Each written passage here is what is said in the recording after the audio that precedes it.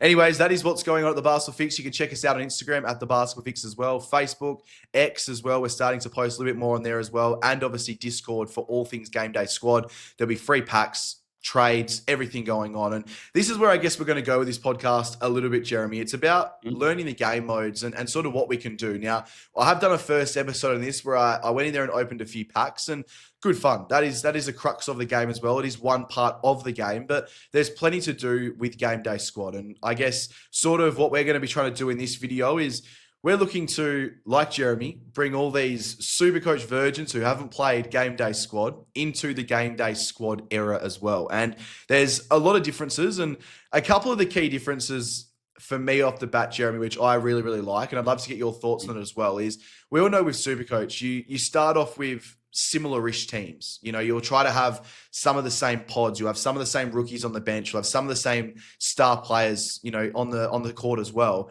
But as the season goes along, everyone's team looks quite similar. You know, you start to get the very similar players in every single aspect as well. But one thing I do love about GameDay Squad, every single round, you can hit refresh on your team and pick 10 new players, no matter where you are as well, as long as you've got those particular cards in your collection as well. So what do you think of the aspect of, you know, I guess always constantly having that refresher and also being able to change your team at a moment's notice heading into a new round?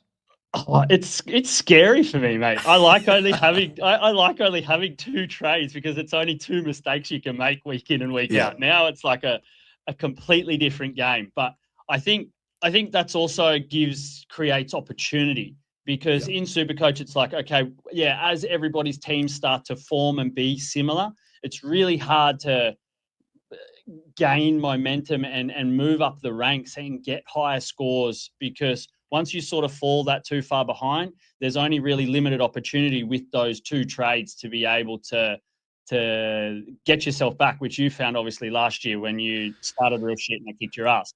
But maybe you'll have a shot this time when I have a bit of beginner's luck and power ahead early, and then you with some of these full team revamps that'll happen, week in and week out. So pretty exciting. Yeah, no, definitely. No, I think this is where sort of it was a great partnership with us with GameDay Squad. Obviously, you know, we like to look at ourselves as NBL experts, and coming with that as well, you know, it's all about looking and sort of picking the right matchups, you know, and it's really hard this season because there is going to be quite a reset. You know, you'd probably typically say, okay, Bryce Cotton against the Cairns Taipans is one that always sticks out to me. You know, that's a game where you want to target Bryce Cotton in any sort of fantasy points or betting scenarios because he's going to dominate them. Well, that's probably going to change this year because they've got some really high caliber players on the guard positions there to obviously sort of stop Bryce Cotton. You're never going to be able to stop him completely, but this is where it is going to come down to us looking at analytics and breaking down some statistics and also looking at sort of key aspects and sort of players that you may want to target from week to week. But I think what we might do here, Jez, is we're going to jump into the GameDay Squad, and you can see us here. You can sort of have a bit of a look at our screens and sort of see where we go with it. Now, a couple of things here. There's a couple of different game modes, and I believe there will be one more added as well into this, which will be in between Classic and Challenger this season. Now, the thing with these game modes is essentially the difference between these is the salary caps and what you can spend on players, and pretty much you go from there. So when you look at the salary caps, obviously, there's a couple of different aspects. So we're looking right now at the Classic game mode, which is a $5.5 million salary cap compared to the Starter mode, which I believe was at $5 million. So when you do look at your players and everything about that as well, each individual player has got a salary cap that is attached to them as well. So I believe when you look at it, the bronzes at this stage right now are $500,000 towards your salary cap as well. And then it goes up as you look at your players as well. So bronze rarity, which is your base cards, $500,000. Now, as you move up, this is where it becomes important to listen to the podcast. Let's just say you're playing in the Classic League and you've got an extra $500,000 to spend on a particular card that you may not have in obviously the Starter League.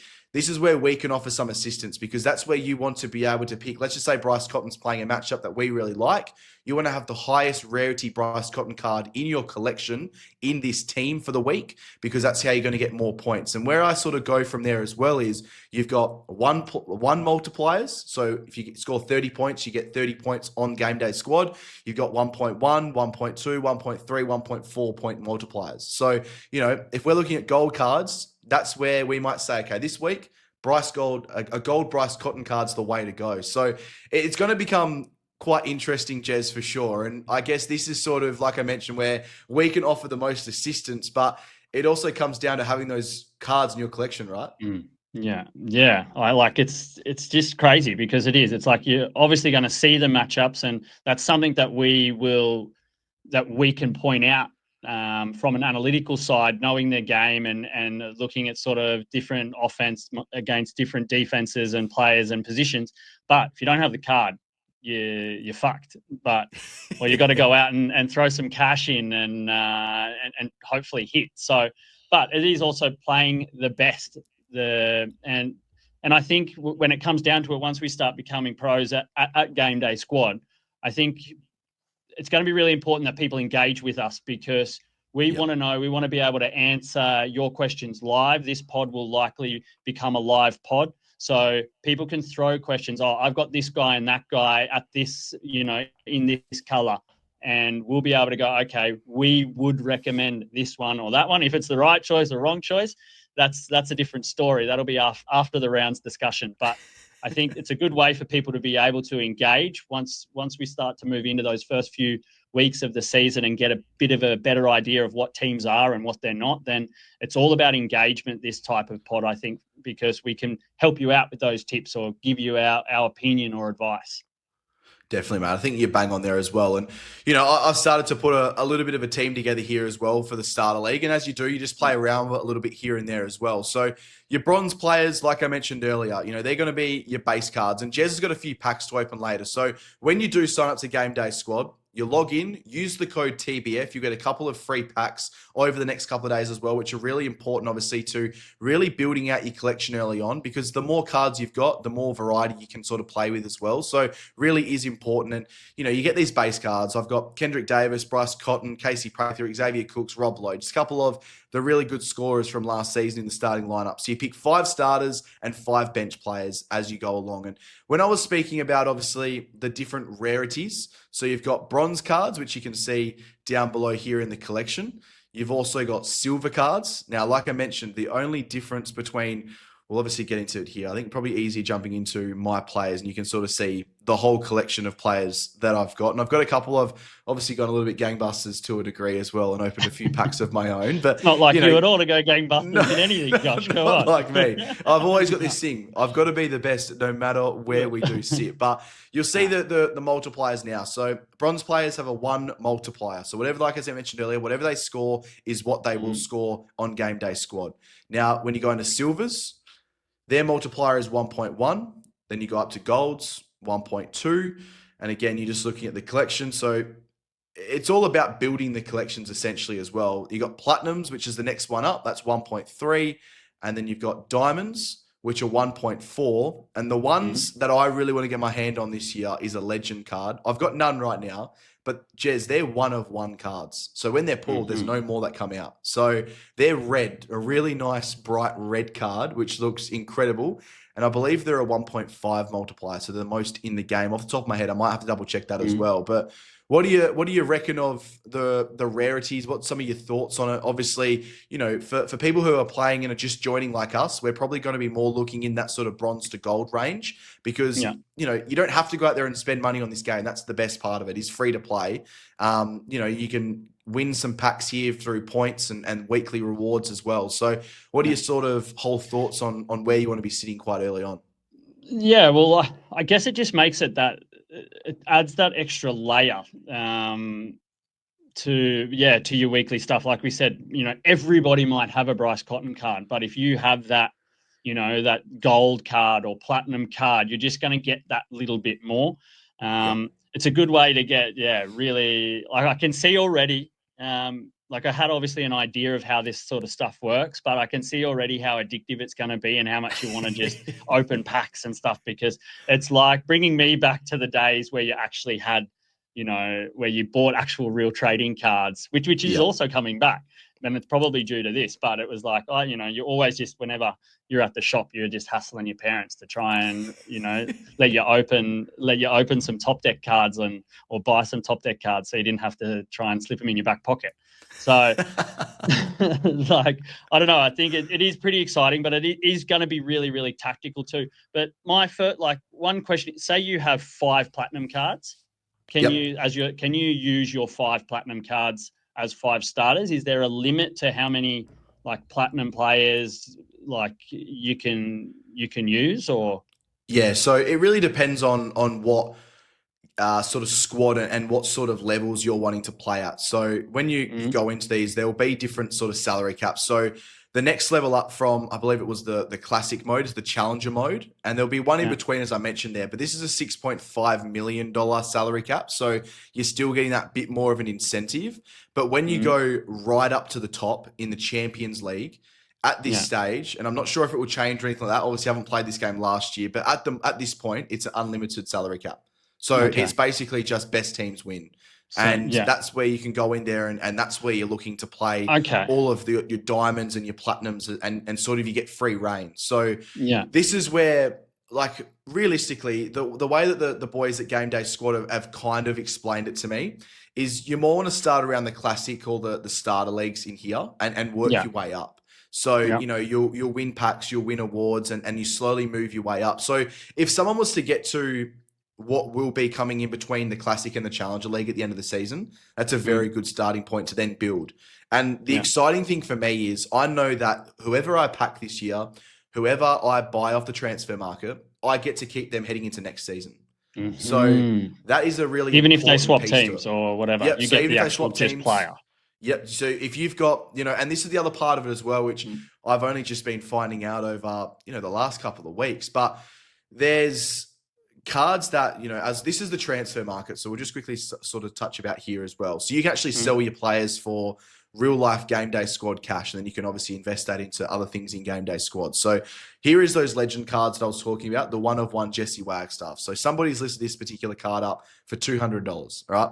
Realistically, I'm not spending $200 on a Jesse Wagstaff $200 real, 200 Australian dollars into your account. Yep. And then buy that particular card. Yeah. And then there's other ways you can do it as well. So you can buy cards. You can also trade for cards. You can do plenty of other different things in that sort of caliber as well.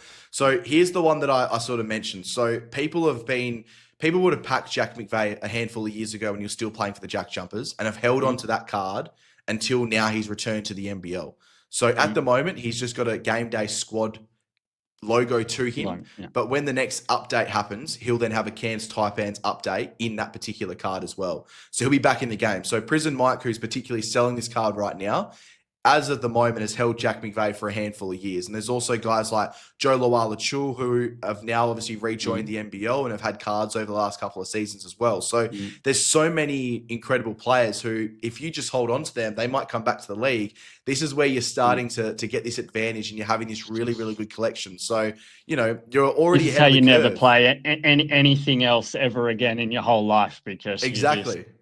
And that's the most important thing with it as well. So there's plenty of different aspects. And the way you build teams, like I mentioned, there's rewards that you earn from a week-to-week basis. You can open packs and you can also trade and transfer with people as well. So, you know, throughout the year, Jez, I reckon what we'll do as well is we'll do some pink slips, which are an old FIFA term from back in the day. So me and you might put a wager on. And that wager might be, I'll put up my Diamond Bryce Cotton, for example, and you'll put up your Diamond Kendric Davis, and the loser just swaps cards. You know, you swap your. It's like playing marbles. Did you play marbles? Exactly. Is that your era? A little bit past my era, but pretty close. Used to have like really hectic cat's eye marbles, and it'd be like, I'll play my marble against your marble, and the winner gets to keep the other guy's marbles. This is man, and this is where it can. Yeah, this is exciting, and we'll do this stuff from week to week as well. There might be, you know, and sort of we might go, okay, now this week what we'll do is we'll give away a gold card or something like that. And the loser has to give away their gold card to somebody listening along who comments down below or watches the live streams or anything as well. So we're going to make this really interactive, because that's what we do at the Basketball Fix. We're not here to just bore you for a couple of hours and you get nothing out of it. We're here to hustle, brother. We're here to hustle. 100%. We want these good cards, and we want to be the #1 champion at the end of the year. Yeah.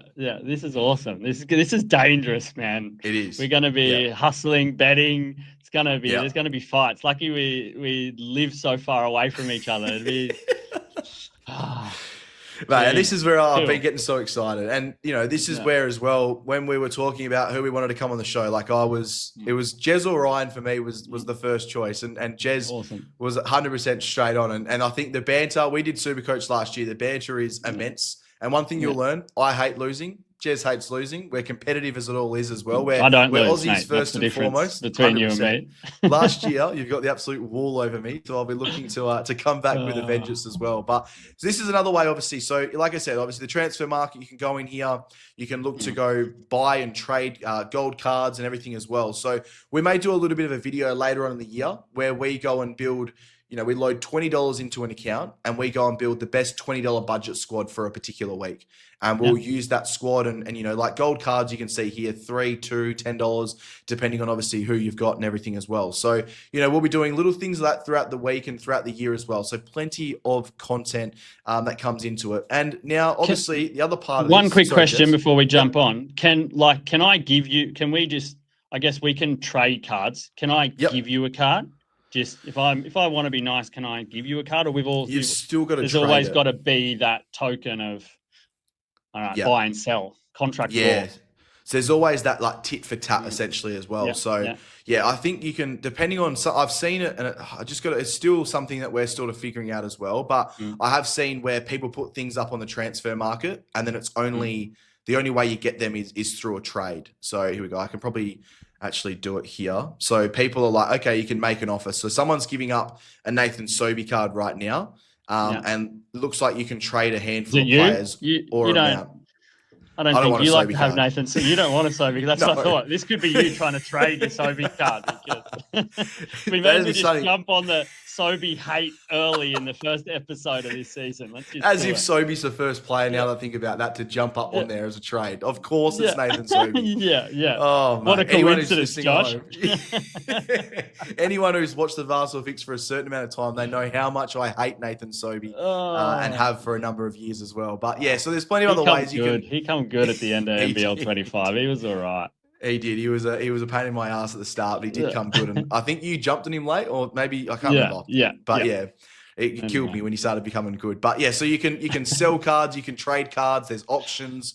There's everything in there as well. So the transfer market, you know, like I said, we'll do some certain videos where we highlight specific parts. You know, we might do a week where we spend $20 on packs as well, and you know we whatever we pull, we have to use that particular week as well. So there's gonna be plenty of ways that you'll learn the ins and outs of every single thing. And like I mentioned, this is more of an overview to more show Jez what is going on, and obviously for people as well who are joining those Supercoach virgins that we're converting over to GameDay Squad, what it's all about. Now, the last part of it, Jez, is the player packs.